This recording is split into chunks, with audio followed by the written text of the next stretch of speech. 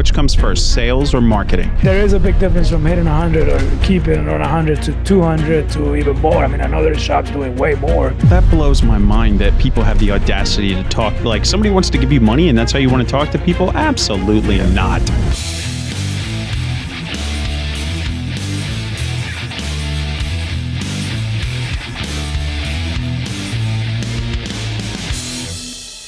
Hey everybody, it's Gabe from Detailing Growth. We're back for another Talking Paint episode. And today we are joined via remote by Miguel Peralta of Purple Flair Agency. Did I get that right, Miguel? Well, Purple Flair Wraps. Purple Flair Wraps out of Las Vegas. So, Miguel, I think you found me through one of my posts in one of the Facebook groups where I was asking for people that were doing certain amounts of revenue per month. And you had chimed in and you had sent me a DM and we chatted a little bit. And you're running one of the larger operations in Vegas. And I just wanted to connect with you because that's a really, really unique city and opportunity. All kinds of different people and cars roll through that area. And you have been at it for a while, and I just kind of wanted to hear from you, and just maybe we can talk a little bit about what has worked for you and what hasn't, and hopefully inspire the rest of the industry a little bit. Awesome. Well, thank you for having me. I honestly, when you first posted your, looking for people that were doing over 150, I didn't know what it was about. You know what I mean? Honestly, I know you're, related or with Ceramic Pro, at least at your shop, right? So I thought it was honestly something along those lines. And I was like, well, let me see what it's about, right? Because, you never know. I know you do marketing and you're involved in a lot of things in our industry. So I was like, hey, let me check it out. Maybe it's something stupid and I can laugh, or maybe it's something cool, right? And then you were like, hey, man, we got a podcast. And, actually, if you look at our social media, I'm passionate about, marketing and helping others when I can. I mean, I get a lot of DMs on our business page, on the Purple Flair Wraps Instagram page, people asking, how did you guys do that crumb wrap, like with the tech wrap crumbs and stuff like that a lot of people can use and stuff like that. And I actually take my time and tell people, hey, hit me up on WhatsApp, or, I'll tell you how to do it, at no cost, just good karma. So right. When you told me it's a podcast, I was like, hey, what's the worst that could happen? I lose an hour or 30 minutes or whatever of my time. Obviously, I didn't calculate how far the studio was. So, but yeah, man, thank you for having me. Absolutely. So you've got the wrap shop there in Vegas. How big is that shop? So the shop, we initially got it at 6,500 square foot. However, at the end of last year, we created a mezzanine where we took our production area upstairs so we can fit more cars. So we added 1,200 square foot. So we're technically at 77 with, wow. With the add-on space we added. We took our lunch area up there, storage. When we're doing door jams, we take the doors upstairs versus, before we had the car here and then the doors over here. So to take two spaces and then the bumpers and all that. So now we can do that upstairs. We have lamination, plotters and stuff upstairs. So we get a lot of space. That's awesome. So that's a massive shop. Most of the shops in the industry here are between at least what we would all consider larger shops, guys that are just running a business and aren't doing it themselves, are usually somewhere in that 1,500 to 3,000 square foot range. I myself, I operate Ceramic Pro Pottstown. We have about 5,000 square feet, maybe about 3,500 feet of shop space. And sometimes that's not enough. And I know for a fact that you know what it's like not to have enough space in Vegas. That's for sure. Did I hear you say that you're taking door panels off? Yeah, like full doors. I mean, we need more space, to be completely honest. If I don't know, FaceTime me when I get back to the shop at night. I mean, we always end up having to squeeze the vehicle so tight to where we have to tell the guys, you get this car out first, this one next, in order for everything to work out. Because we do commercial vehicles as well. And then, like right now we have a bus for a university. Yeah, a bus? It's like a 56-foot bus, getting a vinyl wrap. That's So, wild. those things take space. The commercial wraps, you get vans. We get a lot of vans. We work with a lot of air conditioning business and stuff like that. Hmm. Obviously, my preferred thing is like the window tints, the ceramic coatings, and the PPFs because you get those out, same day Yeah. a lot of times, next day. Commercial wraps, 2 days and stuff like that. So we need the space. We actually wanted to take over the suite next door, but the landlord is smoking something as we speak. So we stay Yeah. there. So how long have you been doing this? So I started as Purple Flair Agency. As you said, agency at the beginning, that's because of our domain name. And that was 10 years ago. Wow. But the whole point of the agency was I used to sell direct mail marketing, billboard, radio ads, TV. So it was a straight agency. But my background was printing. I used to work at a print shop. I got let go. That's all I knew. I came out here to the U.S. From Dominican Republic at 17, and I got a job at a print shop. So I already knew how to print, and I was like, I know I don't want to fucking print. So I got into, agency because I liked the marketing stuff. And then eventually I got back into printing because I was, having to print these postcards to mail them out, having to print the billboards to, get the billboard company to put them up so I can make some money on it. And then eventually I sold a wrap where, one guy who did his website, and I used to do the websites myself. And he was like, can you wrap my van? And I was like, sure. One of the places that they used to print for me, I seen them doing wraps. So I was like, I'll have your quote tomorrow. I went to them and, he gave me a quote on printing it at a wholesale cost and then installing it also because I didn't know how to install. And I don't know, maybe I don't want to say the numbers wrong, but it was like a $2,000 wrap job. And on that $2,000 wrap job, maybe I made like $400-500. Nothing crazy, but I had a lady on a $10,000 a month billboard contract, and I would only make $1,000. So I was like, Oh, I almost wow. made the same. 10%. Yeah. Yeah. I mean, you don't do nothing with the billboards, right? She was in a 12-month contract and I was making 10%, but still, it was like, you know what? It's a lot easier to get $2,000 out of somebody than $10,000 per month, or 6 months at least. So we kind of started doing the wraps. We changed it to Purple Flair signs and printing. So we started doing the printing and then it was signs and wraps and then eventually wraps. So the last 6 years, I want to say 5 to 6 years, we actually stopped doing all the postcards, the printing, and we just dedicated to the wraps. And in the last 3 years, since we moved to the current shop, is when we added PPF, added window tint, added ceramic coating. So as Purple Flair stands today, what we do today, we've only really been doing for 3 years, like all together, right? The vinyl wraps we've been doing for 6, but it's nothing like what we do now, like what we used to do before. Obviously, you got to evolve, right? Sure. So, when I put the post out, I was looking for shops that were doing more than $150,000 a month, just because I didn't want to just talk to people that were just touching on 100, like once or twice. I wanted to really talk to people that knew what it's like to reach a status that had sustainability, because you're talking two different levels of revenue and finance management between, hovering between like 80 and 90 per month and then doing 125 to 150 or more per month. So, I mean, right now you're talking, 6 years worth of vinyl, and you're talking 3 years worth of additional protective and aesthetic.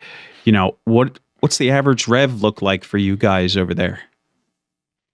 So we're doing about 200 a month right now. We've had months where we've done, thank you.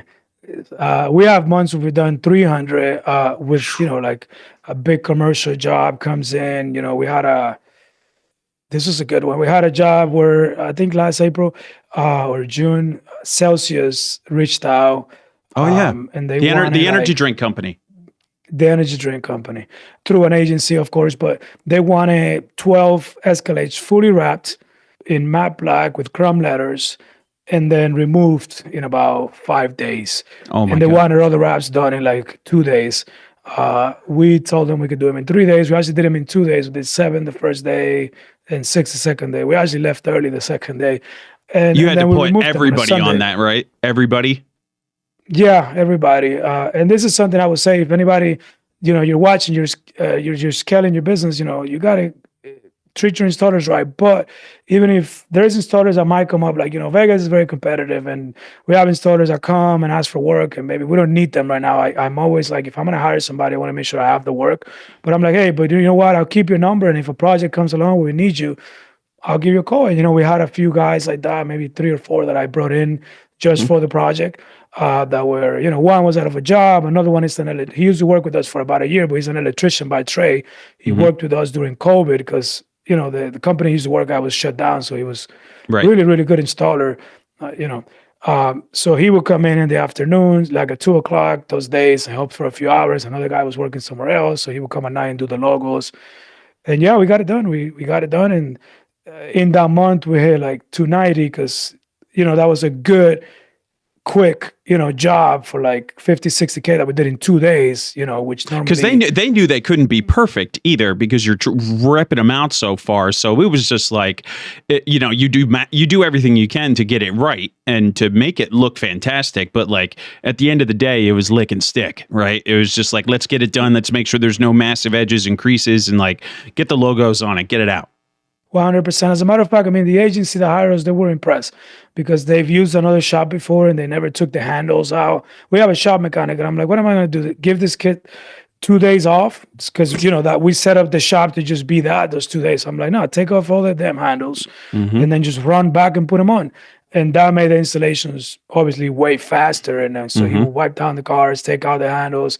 As he was doing that, the guys were wrapping the roof and the hood, and then we wrapped the sides. Obviously, full shit install, like a commercial wrap. And then the one guy would come at night, the electrician, and put the logos on. And we got it done. It was a good month. And yes, I understand exactly what you're saying. Like, we used to, when I started, there was months I didn't even hit 3,000 shit. It was... You start from zero. I started from zero. So, but there is a big difference from hitting 100 or keeping it on 100 to 200 to even more. I know there's shops doing way more. And, if one of you are watching, I look up to you, and I would love to learn from anybody doing more. We are fighting and hoping and establishing ourselves to do more, right? But it's definitely a whole different battle as far as like systems and everything. I know there is a post where I seen that Mike Norm was talking about, once you hit 2 million, you got to have a guy cleaning the floors, and, your cost goes up for various things. And that is true because my guys are installing now, especially let's say on that job, we had the cleaning guy going around because you had to pick up all the vinyl and all the trimmings. Like, like you got parts everywhere. Crazy. Yeah, I bet you it was like a complete madhouse. And like at the end of the day, like I have times in my shop where I walk by the laundry room and I'm like, yo, when was the last time we did towels? And they're all like, have you looked around? Like even the guy that has to do that stuff, like when it's busy, like it's easy to let those small jobs be neglected. And like to Mike's credit, like that kind of stuff makes a difference in how a shop operates at scale. And that's the things that nobody worries about. Like nobody ever thinks about how much it matters to have a clean space until you look at it and you're like, yo, this is filthy, but I got nobody to clean it. Yeah. And I'm one of those guys, to be honest. And we get in the role and we're installing, I know how to install vinyl and PPF, a little bit of tint, coatings. Coatings I'm good at. Tint is where I'm not as good. But the point is, I'll be helping the guys when we're busy. I'll jump back there, start installing to get this car out, whatever, and I'll make a huge mess myself. But then my wife comes in the afternoon and then we got to hear it, you guys got to clean the shop. So that's why we have the cleaning guy. And then, those are things that you got to be taken care of. We take a lot of pride in taking every single customer to the back of the shop, giving them a tour, showing them the work, check out the edges on this PPF. There is no edge, right? And stuff like that, just to kind of set ourselves apart because Vegas is cutthroat. There's guys out here doing front end PPFs. I can actually probably show you a message in one of my phones, but $1,200 for a full front end, and it's what, bro? That guy is doing nothing but eating at the McDonald's drive-through. That's a fact. That particular operation. There's a few like that, to be honest. We do a lot of our homework and we do a lot of price shopping. So I'll get a SIM card and I'll be like, tell my friend, this guy, call them all, and ask for this. And obviously we try to use vehicles that are kind of industry standardized. So like if you're quoting PPF and you really want to know what somebody's charging, you don't ask for a CA. I think you ask for a Tesla Model 3, Model Y, because in the CA, they might charge more for the little trims, or they might not include it in the initial quote, so you don't know. But on the Model 3 or the Model Y, whatever, those are pretty standard. And there's a few shops charging that price range. One of them, me and other owners in the same industry, or competitors, if you will, have determined that it must be money laundering, because it just doesn't make sense. There's a shop in town. That's the only way. I mean, you answer me this. We have a customer, and actually the cars that are shopped now for something else. This guy calls, and we've done a few cars for him, and he has a lot of money, but he's also, he doesn't like to spend a lot on his cars. He's conscious about it. He's kind of cheap when it comes to the wraps and the protection. He'll have an Aventador. He'll put a ton of money on a Super Bowl bet. He bet $1 million on the Super Bowl and won. But hey, how much to wrap my Aventador in a chrome wrap, red chrome? And we give him the price and say $8,000, and he's like, oh well, this other shop quoted me $3,000 for a chrome wrap. For a chrome wrap, and now mind you, I'm like, my sales guy comes and tells me, Miguel, and I'm like, there is no effing way this is possible, right? Call the shop. And guess what? $3,000. And I'm like, wait, are you using, ask them if they're using, I can't call because they'll recognize my voice, but for all the videos, but my front desk guy asks, are you using hexes, or are you using tech wrap? Because the customer wanted hexes. No, we're using hexes, and we put it in writing for you. They sent an invoice and everything for $3,000. The customer ended up not doing the wrap altogether. We're just doing some PPF on the cars at our shop. But I mean, how do you explain that besides money laundering? You call one of the vendors, and for that material is $2,500. Yeah. If you buy the exact amount of material you need. If you buy the full roll, which you should, you're looking at $2,700. And it takes a week, and it's got to be installed, and the installer's got to get paid. Yep. And he pays his guys decently, because I had a couple guys come from that shop, and we ended up letting them go. That's a different story. But I know how much he pays the guys. And so it's like, okay, what other explanation do you have? If I was money laundering, I would do a chrome wrap for even less, because the chrome wrap allows you to say that you could say it was $15,000 on the books, and that the guy paid $3 on a credit card and $12 in cash. And I just cleaned $12,000. But dude, listen, only in Vegas and do you see stuff like that. I have to scratch my head and at stuff like that, because if it's for real, if for whatever reason, the highly unlikely event that it is, there's no shot that it's any type of quality. That's for sure, because that dude is just eating. He's definitely eating like ramen noodles and like McDoubles. That's for sure. And I think you touched on something that's important, and you said you do price shopping, and like usually you don't have to do that frequently if you aren't in a super competitive market. And I think that's an important thing to talk about, because you see people all the time mention things like, oh, you don't need to worry about everybody else. They're not your competition. And, you don't just focus on yourself. And I think that's true to a point, right? But at the end of the day, when you're in a very competitive metro, like that's a very competitive metro, you have to have a pulse on those things. It doesn't mean that you obsess over your competition's pricing, but you should still at least know what your competitors are doing. So that way you can create and formulate like, okay, they're charging this. That means that I need to formulate my offer this way. And I need to create ways to make these guys understand that the reason we're charging this is because of this, right? And that's the differentiating point, is like, it's not all about price. It truly isn't at this level. It has nothing to do with price and everything to do with the experience. And that is what I'm getting at, is that's what everybody's missing. And that's what everybody doesn't have on lock. And I say all that and I ramble on about that to come to you and ask, what is it about your experience that has you doing almost $200,000 to $300,000 a month? What's the experience that you're bringing to the table? What can some of the rest of the industry take from you to maybe put in place in their business? Well, I'll tell you what, I'm ever learning. I'll sit there on my phone on Facebook groups, and that's kind of how we met. And you have somebody like, let's say, Adam Coate from Ceramic Pro make a post that is super, super loaded with amazing information and industry knowledge, or simply answer a question. Somebody will ask sometimes a dumb question that sparks up a really good discussion, right? That talks about pricing, positioning, sales, etc.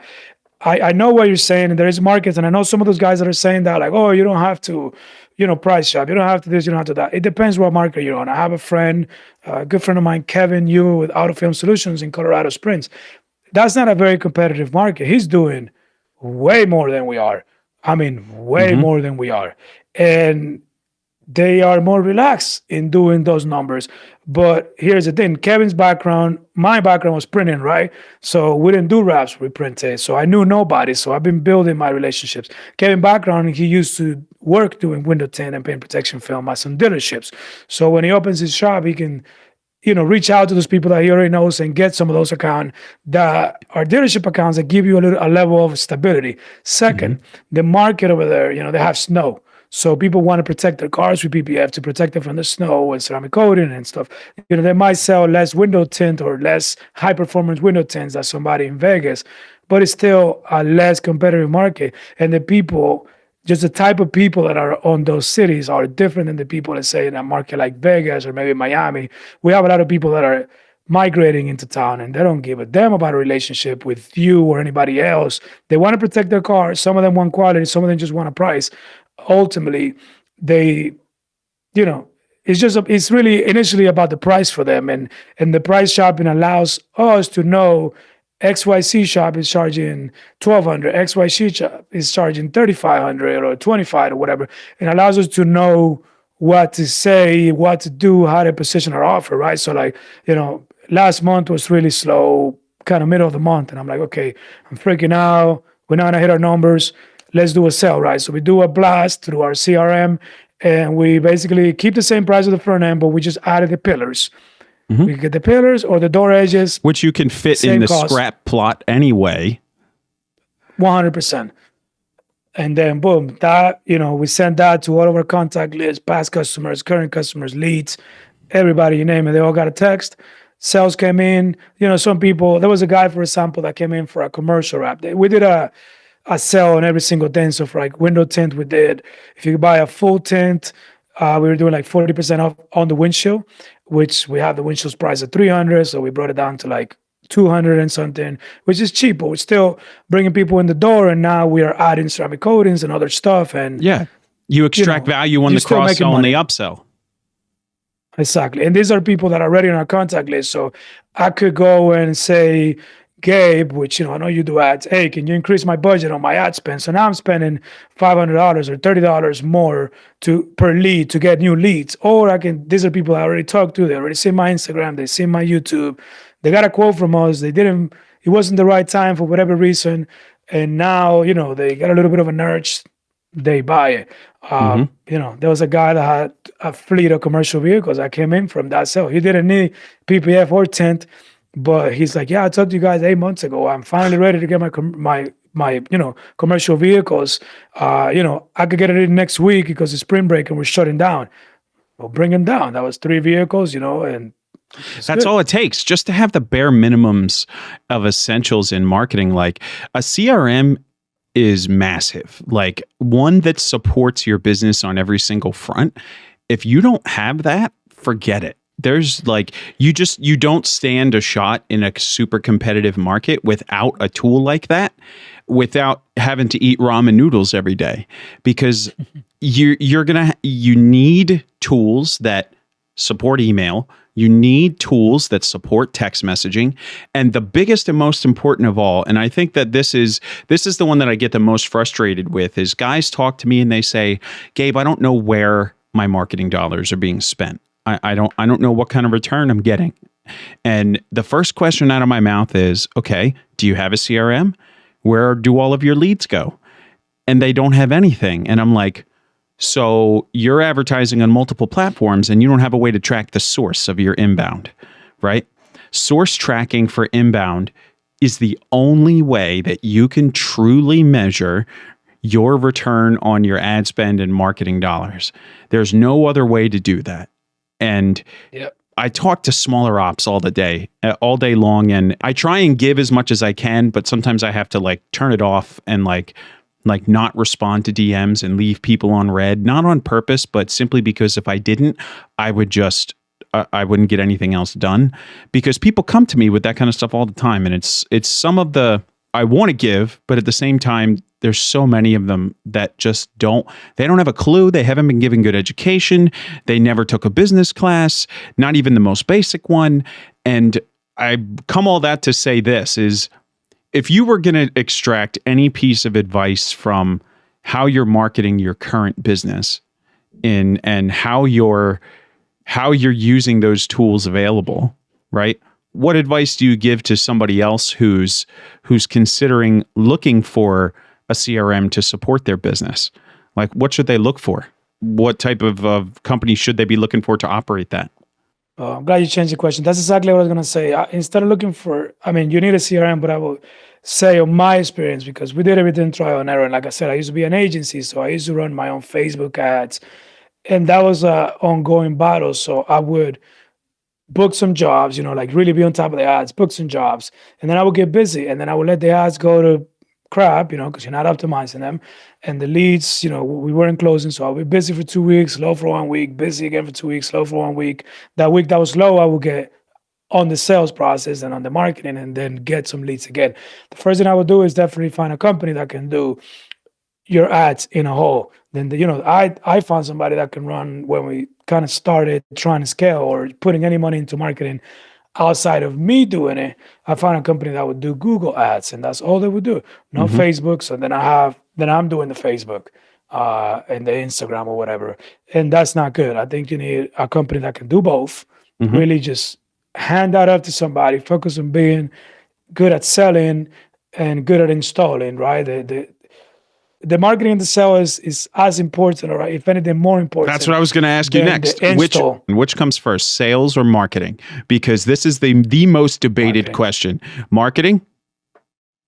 Marketing. If you ever come to Las Vegas, or maybe you already have been to this place, go to Hell's Kitchen. Go to Hell's Kitchen by Gordon Ramsay. The food is meh. And that's just me saying you're saying Gordon's flagship restaurant is mid? It's crap, to be honest. And I shouldn't say this because, maybe Gordon wants to wrap a car someday and I just took my, opportunity out. But here's what I'm saying. The food is, and guess what? Gordon's not cooking it, right? He's just a face, but he has such a big marketing name behind it that there is lines and lines of people going. And there's people that go and they would agree with me that the food is not great, but they would still post it and say, oh my God, eating at Gordon Ramsay, whatever, just because it gives them some sense of status. So in that case, is the food more important than the marketing? I would say the marketing is more important than the food. I've been to little hole-in-the-wall restaurants in New York City or even in Vegas that are amazing. Like the food is great. Super good, well-priced, etc. And you can get a table right away because they don't have their marketing together. They don't have a website, or the website is not optimized, or they're not advertising.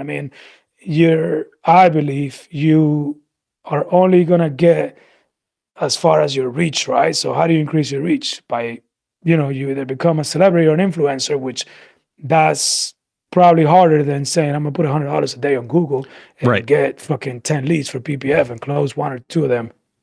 Right.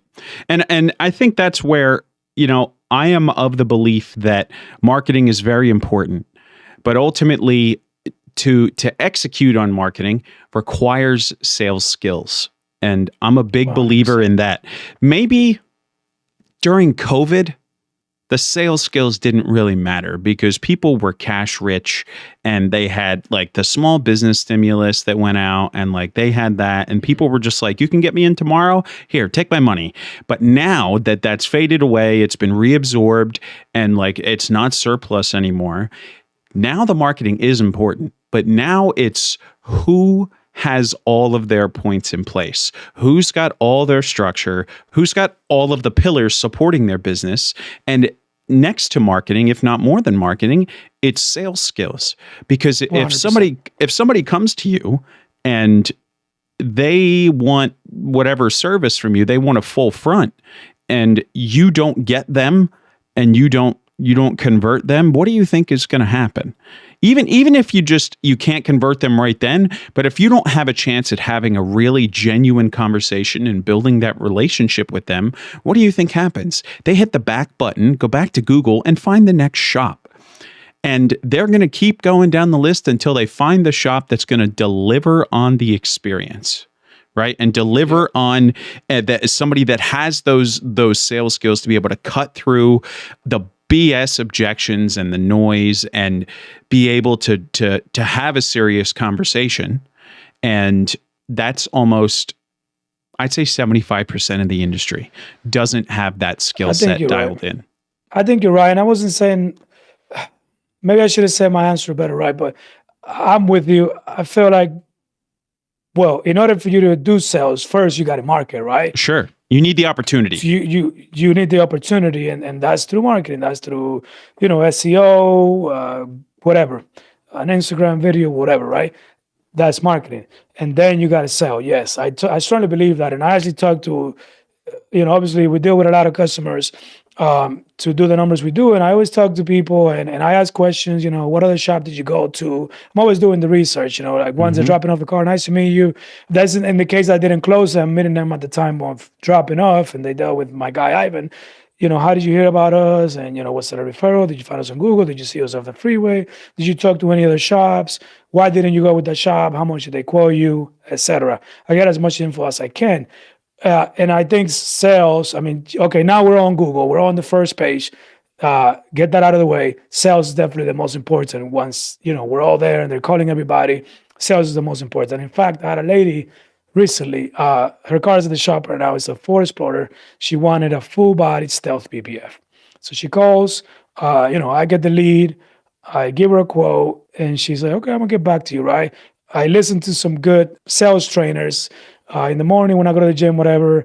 Andy Elliott, if anybody wants to go on YouTube and search him out. So, Andy says, and, I've gotten people from, let's say, Grant Cardone's office started selling me some stuff. So, you get off the phone with them and the guy automatically goes and takes a video or a picture, and sends your picture and says, hey, Gabe, this is Miguel with Purple Flair Apps. We just spoke. Just wanted you to put a face to the name, and here's our shop. So I took it a little step further. I do that with everybody that I talk to that sounds like there is hope in it, right? There's some people that are just like, oh, how much is your Tint job? $369. Oh, click. I'm not sending a video to that person. They are looking for the you should be able to tell the difference between somebody who's engaged and who's just shopping and who doesn't have a clue. Like you as a salesperson and somebody with sales skills need to have that dissection ability. So I'll go and I'll make, I send the lady a video. I use this app called Dual Cam. I don't know if you can see it, but it basically shows you both cameras. So I'll record her, I send her a video what we got in the shop. Boom, send her a custom video. She said, I got to talk to my husband. So I say hi to the husband on the video. Any questions, let me know. 2 days later, they show up and they got a tour of the shop. We had another vehicle that was waiting to be picked up, thankfully completed with stealth PPF. So they saw it and they loved it and boom. She put the deposit and told me, you know what? Because I asked her, where did you go? The prices you guys. She's like, I'm going to do you a favor. And I'm like, what? It's like, I have an spreadsheet of every shop I call. I have the names, the name of the shop, the name of the person that helped me. I gave it a rating from 1 to 10. I have the price. And I wrote notes of, like, one shop quoted her a high price and the roof was not included. So it's like $9,000, but the roof is another $1,200 or $2,000. It's like, it's a stealth PPF, just quote roof at once. And some people were rude and all that. And now going back to the sales, one thing I told her, and I always say, is like, you have installers that open up their shop and, guys working from home, or maybe they even rent a place and they're like doctors with terrible bedside manners. There's a guy here in town. I won't mention his name because there's a guy here in town and I won't mention his name because I like the guy. I used to print for him and before he got printers, and he's an incredible installer. I would love to hire him as an installer, but if you as a customer tell him, any freaking thing, you might as well be ready to fight him. I mean, this guy, the way he's going to respond to you, and he carries a gun on his waist, on his shop, and it's just, you have to not be customer-centric, not. exactly. So he can only scale so much, right? Because he has to find people that are like him, right? Deeply like him, as far as like the culture, the way he dresses, the mini trucks, the guns, and everything, to be able to deal with him, because they would understand it, right? But we deal. I mean, we have, like I said, in the shop right now, we have a bus, we have an Aventador, we have a Ford Explorer. The people with the Ford Explorer have a huge business that they're actually starting to give us some of that, the print business for these elevator doors and stuff like that. We have a Tesla for a lady that's a Lady Gaga impersonator. We have, a different range of cars. We have Mercedes-Benz for a guy that I know is a drug dealer. So we deal with all kinds of people. You got to be able. They come in all types. You got to be able to be a chameleon and deal with different people. And hey, I might be, I don't know, dealing with an old man. I could tell right away when it's an older man because they're like, say that again, because they're writing it down. And I'm like, okay, these are good because they are really going to do the research. And if they say they're coming, they're freaking coming. Oh, yeah. They're definitely going to be there on the dot. Yeah.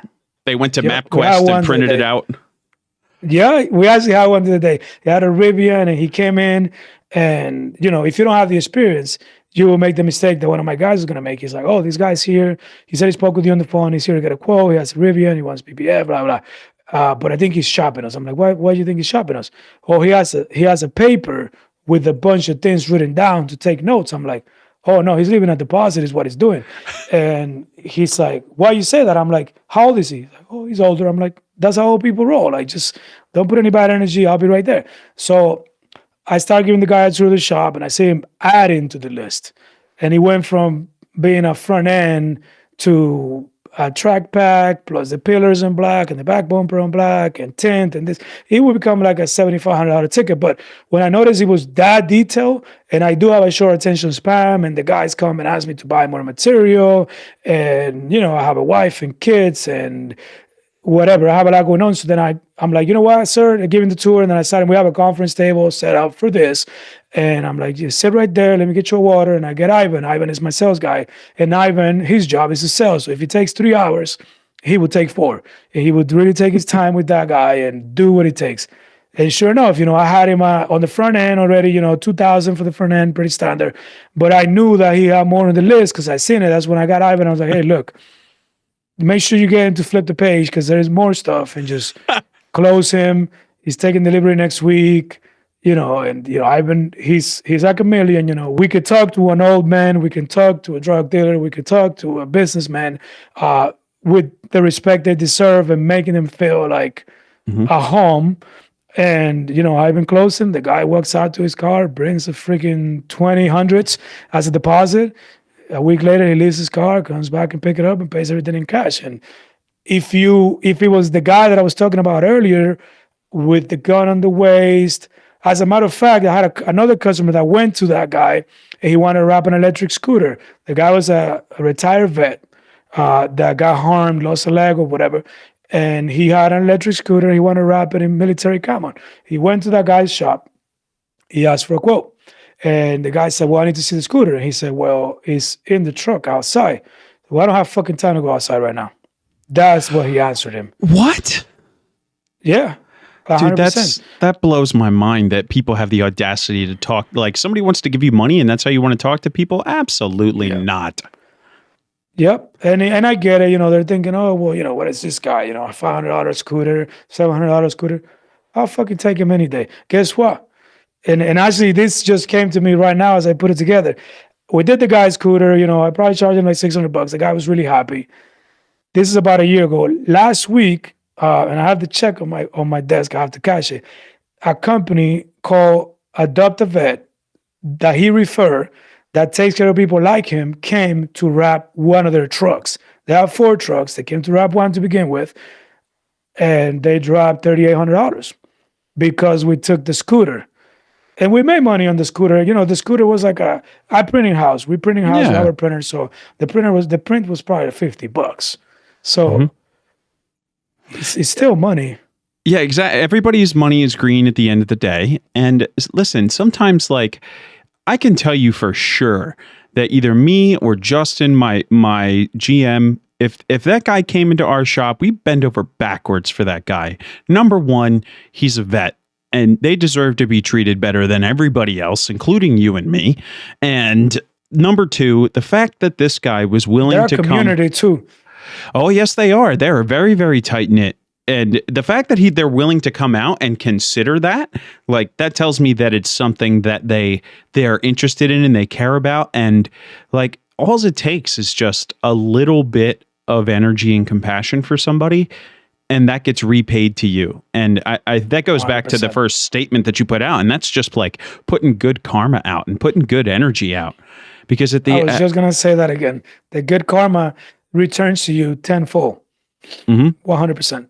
Go ahead. I'm sorry to cut you. That's okay. I think that we're coming up on like 44 minutes worth of recording here. So like there's a ton that we've got that's been really awesome. I think that the one piece that I really liked the most from you is number one, you talked about the DuoCam app and the video that you send to people. That's fantastic. We do something similar. If we have leads that we haven't been able to get a hold of, we will send them a picture message and an email with a whiteboard with their name written on it. And we say, click here. It'll be like, Kevin, click here, right? And it plays them a video message after the fact. And when they click through it, it opts them in for direct communication, and they can click a button that says, connect me now. And it'll come through and ring your phone, and you can have a video chat with them immediately. And that's awesome. Yes. You got to send me that up. Absolutely, I will. And that's been one of the coolest things we've implemented besides just sending the video. Sending the video is great, but using tools like that and like really creating innovative solutions and interactive solutions has been like next level in terms of what we've been able to do. Coupling that with the statement that you made is you got to be a chameleon. And I just want you to know that that's quite possibly the most accurate sales representation and like embodiment that I've ever heard. Ever. Because at the end of the day, it takes all types to get a business to where you're at. And you're going to get every type of person that's from every walk of life. And a salesperson and a good salesperson has the ability to energy match and personality mimic all the time with any person. But I think you got to more than energy match. You got to make them energy match you. Because I actually had this conversation with my sales guy like 2 days ago.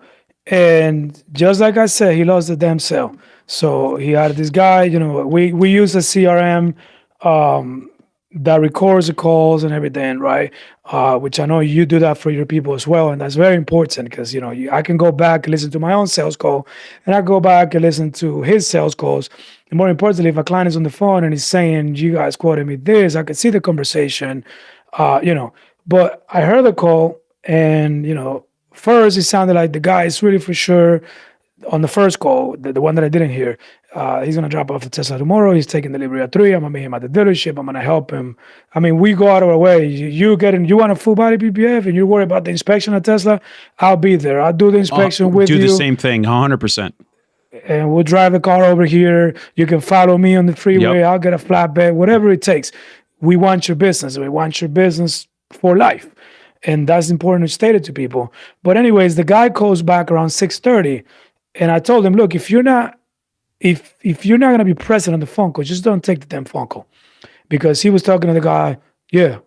Oh yeah, no, the guy was trying to add more things. First, he was on the front end.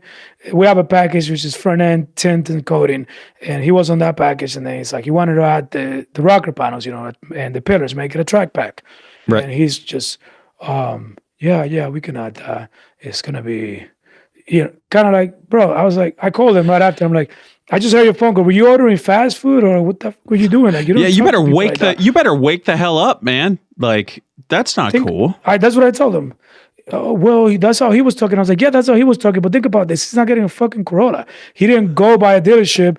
No, and nothing against Corollas. We do Toyotas. We have a dealership next door to us. But he didn't drive by the dealership, turn around and get a car. He ordered a car and he waited for that car. So that guy is excited to get his freaking car in less than 24 hours. So keep that level of excitement, make him more excited. Gabe, I'm so excited for you, man. Tomorrow you're getting your Model Y, dude. Yeah. I can't wait to protect it, And that's how you're going to get that damn sale, Exactly. I think. And that's what's been my experience because, hey, Gabe, I'm excited. I'm excited for you to get the car, but I'm excited for you to pick it up from us because now you're going to be able to drive it worry-free. You're not going to, worry about rock chips, the tint, the heat is not going to hit you anymore. It's going to be coated. It's going to be beautiful. I'm really excited for you. And they haven't even given me their business. But a lot of times those guys will come back and say, hey, Miguel, guess what? I am going to go with you. I'm getting the car tomorrow. I'm coming, whatever. Because we live in a world where people are freaking dead. So what's going to make you stand out? That's the experience piece that I was talking about that everybody is missing. They think that their experience is all of the features that they list off about the film and the features of the products that they use and their level of expertise. And sure, that's part of it. But the biggest piece is about how you make these people feel. And if you're not willing to give them 110% of your energy, then you had you're better off just closing the doors because at the end of the day, these are people that care about their cars and they want to make sure they leave it with somebody that cares. And exactly. I know that I'm not willing to have any work done by anybody for anything unless I know for a fact that that person or that business has so much enthusiasm for what they do that it oozes out of them because me and my crew operate the same way. I refuse to accept anything less because let me tell you that it's very rare that when you come across somebody like that, that's genuine, and you have a bad experience. Yeah. And actually, I heard this morning actually at the gym where Andy Elliott says, a lot of salesmen, they're selling the steak. I'm selling the sizzle in the steak. And that is huge. That is huge. That's it. Because at the end of the day, I mean, we're an XPEL shop. We represent XPEL.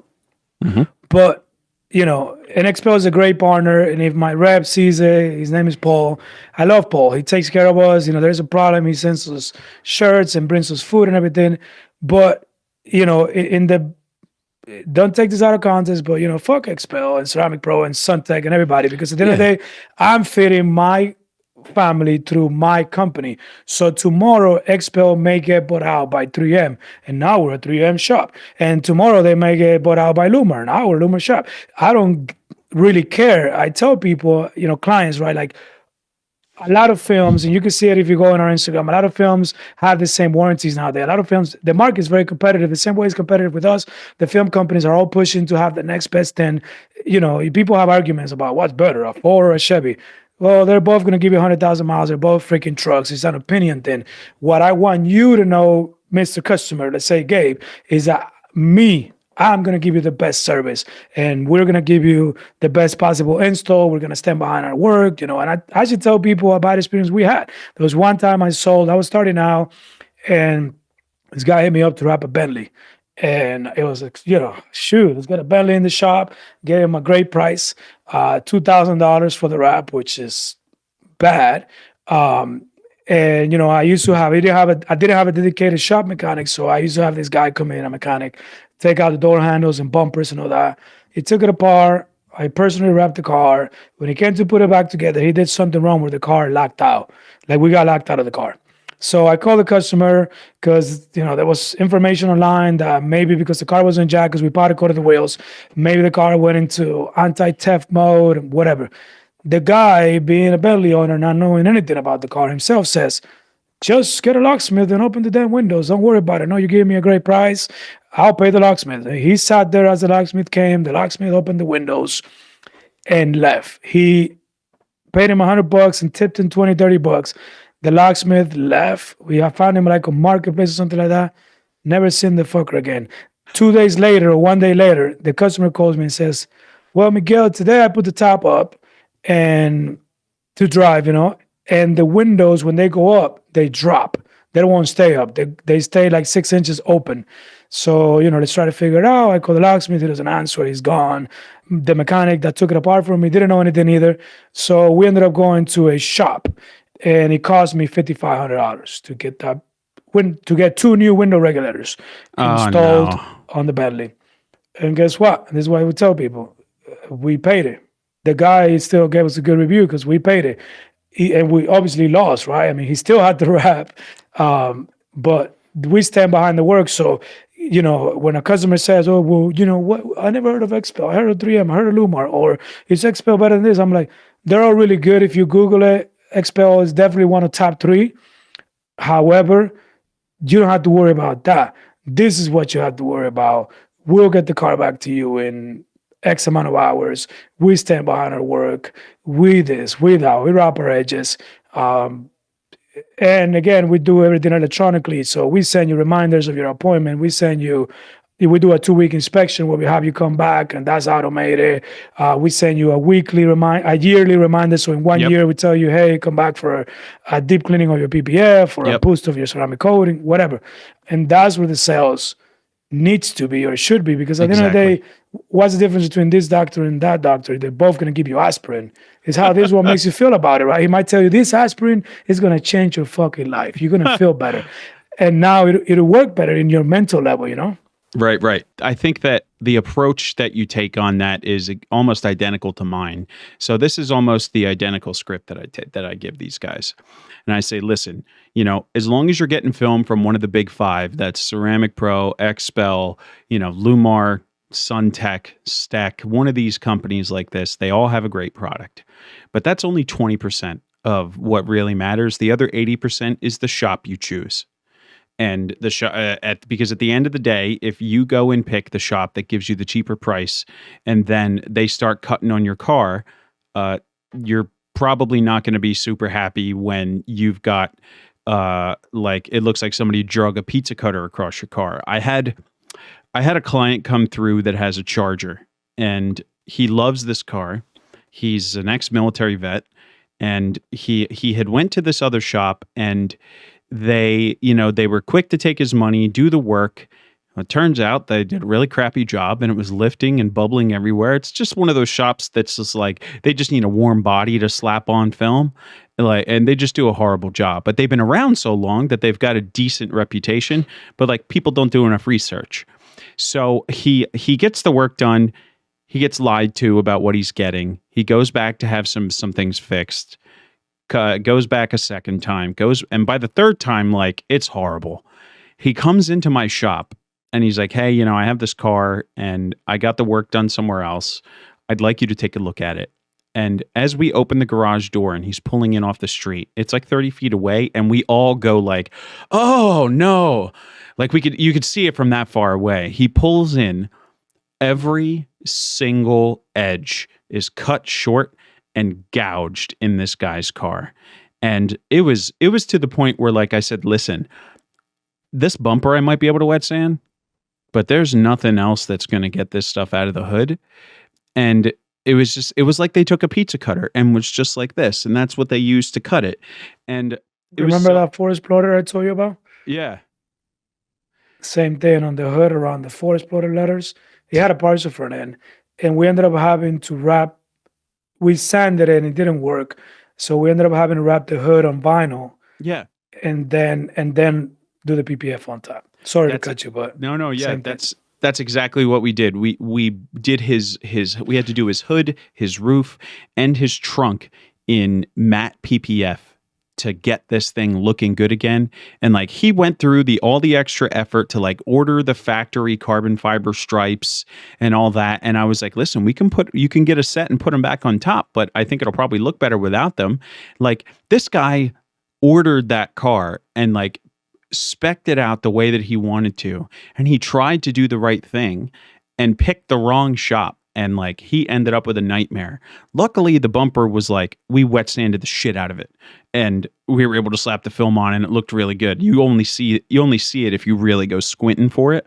And it's just those types of experiences are the ones that we often use as examples relating to exactly what we just talked about, and that's that the film isn't the biggest thing, it's the shop.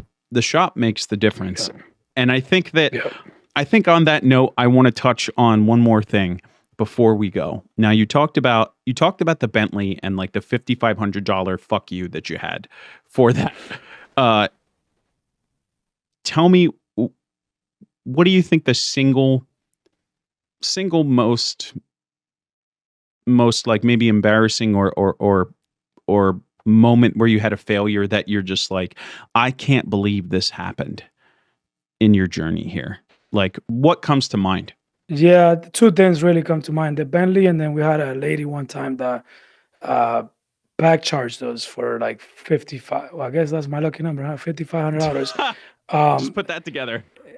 yeah, and it was for printing. We're still doing prints. We're doing wraps. We're doing prints, and so the reason why I'm saying it's prints is so there's not like it was a quality issue, whatever. We did a bunch of banners for this lady for an event, and she had her event. I was a guest of the goddamn event, and she had pictures all over social media in her event, and then she backcharged us. Yeah, we were using PayPal and as a Yeah. way to take our payments, and she used a credit card from China because she was doing business here and there, and she freaking backcharged us, and we lost that money. And from there, we learned obviously some of the most important things I would say, I know we're coming to the end, is having your paperwork in order, having a company that does your marketing that is not just running your ads, but it's more partnering with you. If you don't have your sales process, they're willing to at least give you tips on where to look to improve your sales process, or if not, help you, because at the end of the day, your success, if you don't have a company,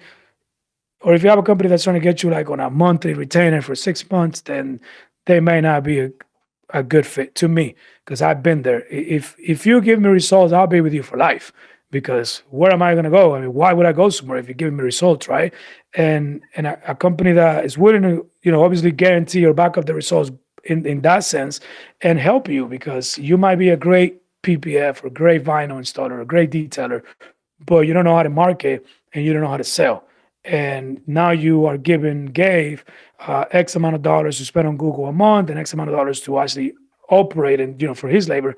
But now you're wasting all the damn leads because you don't know how to sell. So you need a company like that knows what they're doing. Maybe they operate a shop kind of like you do, or like the company, I use, they do mostly wrap shops. So they have a lot of experience in this industry that can tell you, hey, why don't you do a sell on this? Or why don't you approach it that way? Because I mean, unless you worked at another shop doing sales, you're not gonna have all the answers. You're always got to be reinventing the wheel in a sense.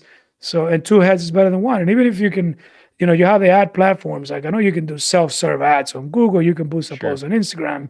Same thing with Facebook. But the results you're gonna get are no way near what an agency or a company that knows what they're doing is gonna get you. I love running ads. I used to do it. And back in the days on Facebook, you can pick. I want somebody that drives a Porsche, that brushes their teeth with Colgate toothpaste. That's before, no, for real, that's before Mark Zuckerberg went to Congress and had that issue, with the privacy stuff. So it was easier. And now it's a lot harder. And at the end of the day, if you're doing any numbers, I mean, even if you're doing one front end or two front ends a week, that means you're talking to maybe 20, 30 people to get two front ends. That means you got to be marketing, you got to be washing cars, there's better things you could be doing. You can hand your marketing out to a company that knows what they're doing, set up automated follow-ups, use a good system. I know there's a few out there. We use Orbis X. I know there's Urable, and Tint and use something like that. We love Orbis. This is not an ad, but that helped me take my business to the next level, because before, and this is where you lose money, we used to create an appointment on Google Calendar. Oh no. And then my front desk guy had to call everybody on Friday to make sure they showed up on Monday. But guess what? Sometimes the fucker wouldn't call somebody and say, yeah, I did call him. But now it's automated. They got a reminder a couple of days before. They got a reminder 24 hours before. We can see if they saw the reminder, they can cancel. At the end of the day, we are so busy that if you cancel, we do have a cancellation policy and a price, but if you cancel, I'm like, whew, thank you. We'll get you next week because we have so much going on. Yeah. It's fine. Sometimes we do try, no, what's going on? We'll pick up the car or whatever.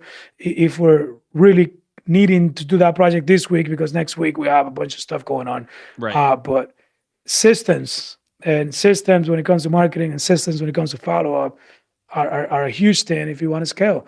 And obviously the quality of the job, but everybody should do a quality job, right? I mean, exactly. that's And a given.